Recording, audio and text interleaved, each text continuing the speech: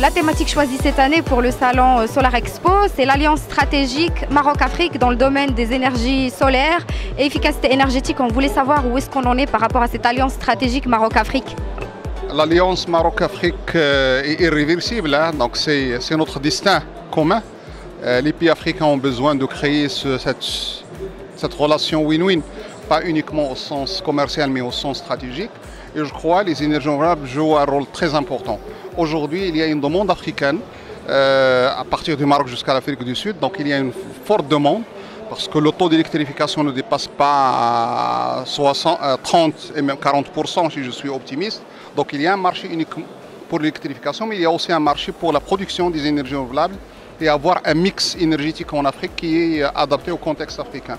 Le Maroc est un exemple parmi d'autres exemples qui existent dans certains pays africains et je crois qu'on a intérêt en tant que pays africain à partager ces expériences, à créer des joint ventures pour que les marchés africains n'échappent pas aux businessmen et businesswomen africains.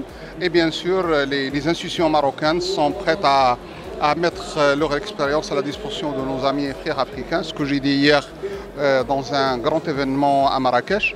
Le Maroc est fier de mettre à la disposition des pays africains son expérience, les succès et les échecs seront mis à la disposition des pays africains. Moi je crois qu'un des grands défis dans les pays africains c'est le choix technologique.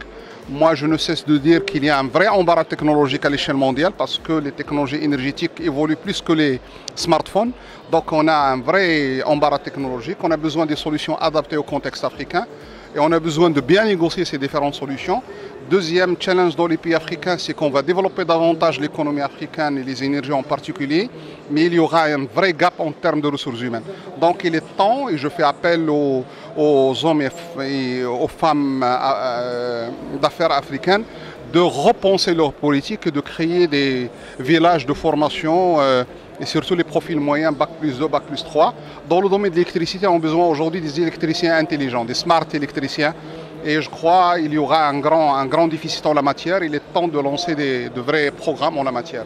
Troisième challenge dans les pays africains, c'est la maintenance des anciennes centrales.